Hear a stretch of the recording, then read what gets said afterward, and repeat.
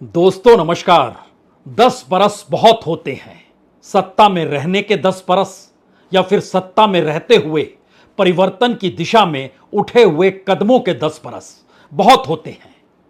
दरअसल प्रधानमंत्री पहली बार एक साथ उन राज्यों के मुख्यमंत्रियों से मिले जो बीजेपी के हैं, उन राज्यों के डिप्टी सीएम से मिले जो बीजेपी के हैं। खुद दिल्ली में जो कद्दावर नेताओं की पहचान है वह भी इस बैठक में थे। और इस बैठक के भीतर में सही मायने में बीजेपी की जो तस्वीर उभर कर आ रही थी वो तस्वीर चौंकाने वाली तो नहीं कहेंगे, लेकिन पूरी बीजेपी कैसे बदल गई, राज्यों को चलाने वाले नेताओं की तस्वीर कैसे बदल गई, नेताओं का अपना राजनीतिक अनुभव कैसे इस दौर में बेमानी हो गया और अलग अलग राज्यों के मुख्यमंत्रियों के चेहरे और उनके राजनीतिक अनुभव को देखकर अब कोई भी कह सकता है कि यह वह बीजेपी नहीं है।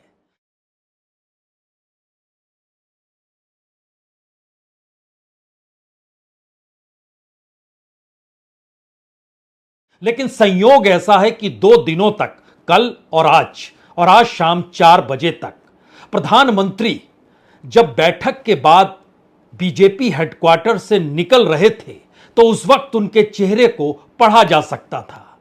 उस चेहरे के आश्रय हो सकता है उस पुराने अतीत की बीजेपी याद हर किसी को आ रही हो, जब अटल बिहारी वाजपेयी थे, जब लाल कृष्ण आडवाणी थे, जब मुरली मनोहर जोशी थे, या फिर उस दौर को छोड़ भी दीजिए तो किस तरीके से एक वक्त अरुण जेटली की सक्रियता, सुषमा स्वराज की मौजूदगी और मनोहर पारिकर का होना, लेकिन अब कोई नहीं है।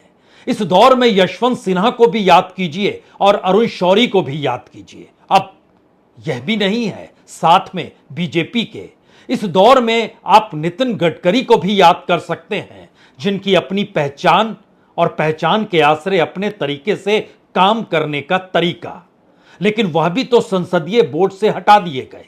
और उन सबसे ज्यादा महत्वपूर्ण यह है कि इस दौर में जो सहयोगी बीजेपी के साथ रहे, इन 10 वर्षों में उन्होंने भी हिचकोले खाए, साथ छूटा तो पार्टी भी तोड़ डाली। यह शिवसेना का जिक्र है। लेकिन अकाली भी साथ नहीं रहे। जनता दल यूनाइटेड ने इसी दौर में 2 बार पाला बदल लिया, यानी बादल हो, ठाकरे हो या नीतीश कुमार हो। लेकिन जैसे ही आप इसके आगे इस मीटिंग के भीतर झांकने की कोशिश करेंगे तो कई सवाल आपके जहन में होंगे। गुजरात के मुख्यमंत्री आखिरी वक्त में आपके जहन में विजय रूपाणी याद आ सकते हैं। अब कौन है आप शायद कहेंगे, नाम याद नहीं आ रहा। कर्नाटक के येदियुरप्पा याद होंगे, लेकिन क्या वो मई याद है आपको जो बीजेपी के मुख्यमंत्री थे, जो जनता दल वाले थे? वो नहीं। इस दौर में क्या आपको राजस्थान में कौन मुख्यमंत्री है सोचना पड़ रहा है? वसुंधरा राजे नहीं, अब तो भजनलाल शर्मा है। इस दौर में मध्य प्रदेश में भी अब शिवराज सिंह चौहान नहीं, जो इस मीटिंग में नहीं थे क्योंकि वह मुख्यमंत्री नहीं है। तो इस दौर में मध्य प्रदेश के मुख्यमंत्री मोहन यादव थे। छत्तीसगढ़ में रमन सिंह को लेकर आपके जहन में वाजपेयी जी के दौर की चीजें याद आ सकती हैं, लेकिन इस वक्त विष्णुदेव साय थे। हरियाणा के मुख्यमंत्री खट्टर एक झटके में बनाए गए और एक झटके में हटा दिए गए। अब उनके जगह जो नायब सिंह सैनी आए हैं, हो सकता है आपको चेहरा पहचानने में दिक्कत हो जाए। उत्तराखंड में धामी की पहचान तो तमाम पर्यटन के आश्रय जो धार्मिक स्थल या फिर हिमालय की गोद में बसे गांव में जिस तरीके से ड्रिल मशीनें चलती हैं और जो परेशानियां हो रही है, उस आश्रय यह चेहरा जहन में आ सकता है। और इस तस्वीर को जैसे जैसे आप आगे बढ़ाते चले जाएंगे तो हो सकता है महाराष्ट्र में आप देवेंद्र फडणवीस को सब कुछ मान बैठे, जो मुख्यमंत्री भी बने और चंद दिनों के बाद डिप्टी सीएम भी बन गए। सरकार अपनी ही है, लेकिन मुख्यमंत्री से उप मुख्यमंत्री पद पर प्रमोशन हो गया। जी नहीं, प्रमोशन ही कहिए, डिमोशन क्या कहें।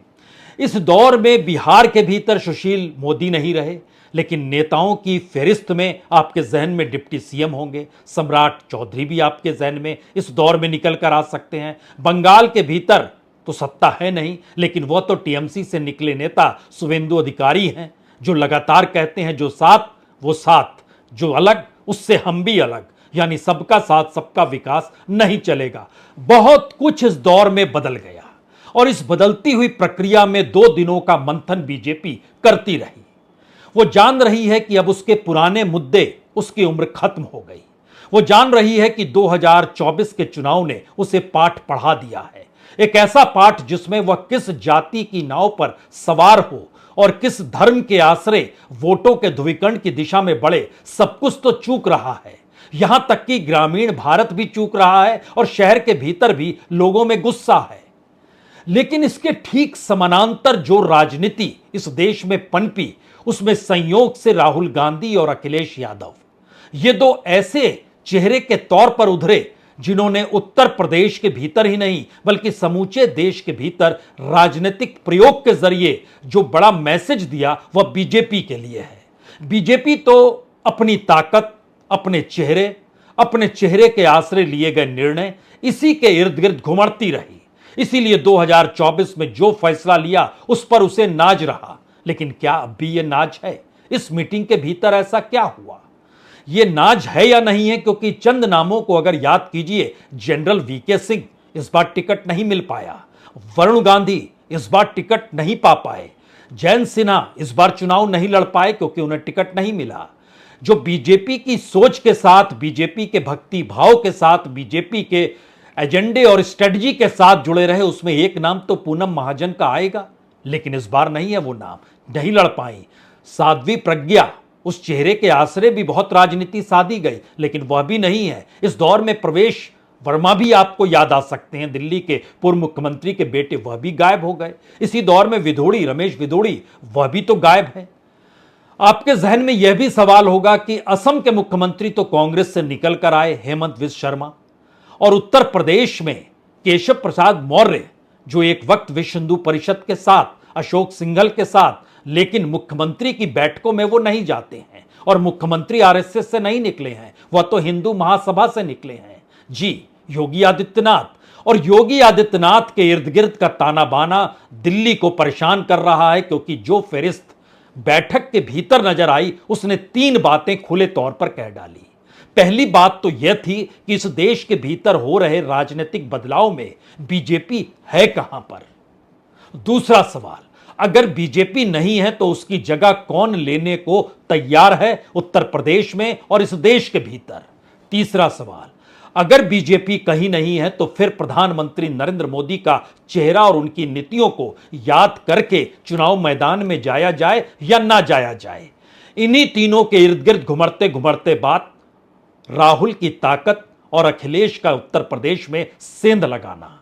इन 2 बातों पर बात इसलिए आकर टिक गई क्योंकि राहुल का उभरना प्रधानमंत्री मोदी ही नहीं बल्कि अमित शाह के लिए भी चेतावनी है। अखिलेश का उभरना उत्तर प्रदेश के भीतर सिर्फ योगी आदित्यनाथ के लिए नहीं बल्कि दिल्ली और यूपी के बीच या दिल्ली और लखनऊ के बीच जो घमासान मचा रहा, उसके जरिए कहीं अखिलेश यादव बढ़ते तो नहीं जा रहे हैं, यह सवाल भी उठा और उठना लाजमी था। तो बात आज शुरू कहां से की जाए?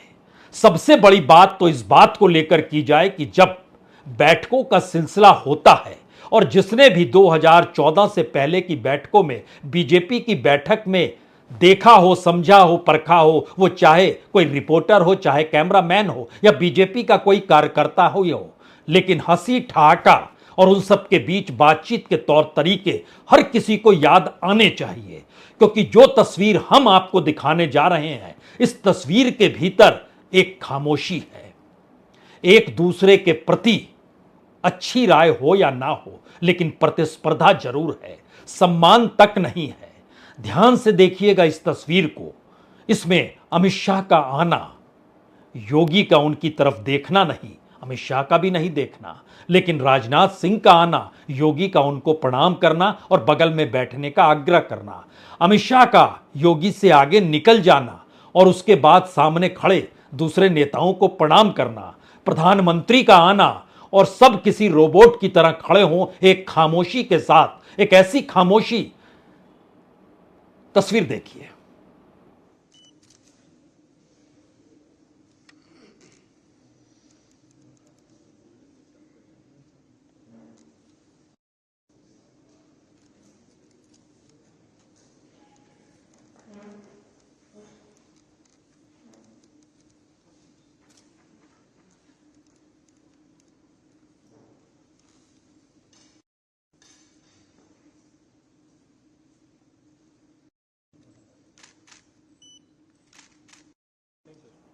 यह तस्वीर देखकर आपको लग सकता है शायद इस देश की कोई बड़ी कॉरपोरेट कंपनी को बहुत जबरदस्त घाटा हो गया है और नुकसान इतना ज्यादा है कि उस कंपनी से जुड़े अधिकारी या सीईओ कुछ भी कहने की स्थिति में नहीं है और उस कंपनी के मालिक कहीं विदेश में रहते हैं, वो आए हैं तो सब कोई खामोशी से खड़े हैं। जी नहीं, बीजेपी ऐसी पार्टी नहीं है। बीजेपी तो स्वदेशी की बात करती है। बीजेपी तो स्ट्रेटेजिक क्षेत्र में भी विदेशी और पूंजी निवेश को लेकर विदेशी कंपनियों को आने देना नहीं चाहती है। बीजेपी तो ऐसी पार्टी है जो दूसरी राजनीतिक दलों से बिल्कुल अलग दिखती है। बीजेपी तो ऐसी पार्टी है जो लोगों की संवेदनशीलता और उनकी भावुकता ही नहीं बल्कि भावनाओं के साथ जुड़कर नियम कायदे बनाती है।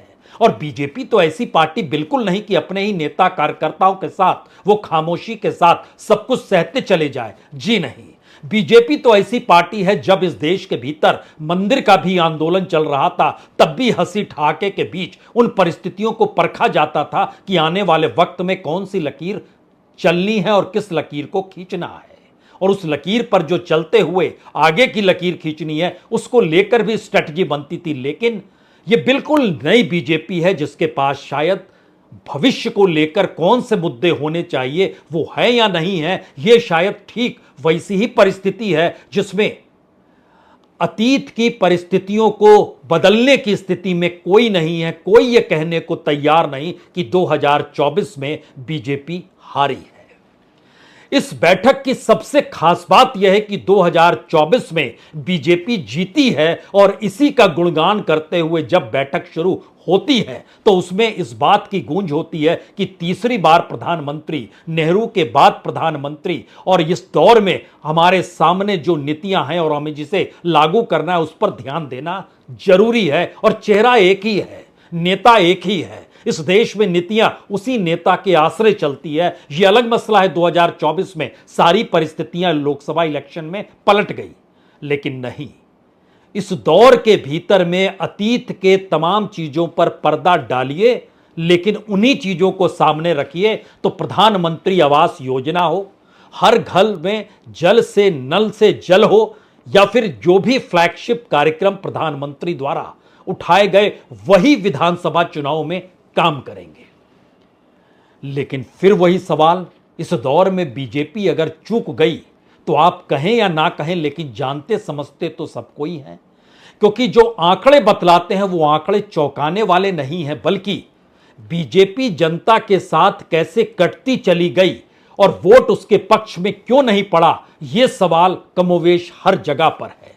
लेकिन जो अनुभवी नेता हैं अगर उन्हें हाशिए पर ढकेल दिया गया और नई कतार सामने खड़ी है, यह कहकर खड़ी है कि दरअसल कभी ना कभी तो परिवर्तन होना ही था, तो देखिए परिवर्तन के साथ एक बीजेपी खड़ी है, तो अगला सवाल कोई भी करेगा। इस पूरी भीड़ के भीतर एक ही राज्य के मुख्यमंत्री हैं जिसको लेकर दिल्ली ने अपनी उंगली नहीं रखी।